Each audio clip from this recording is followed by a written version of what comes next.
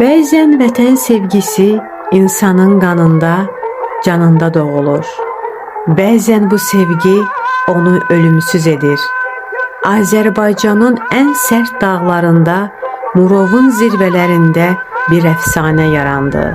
Daşkəsəndən Murova uzanan bir həyat hekayəsi.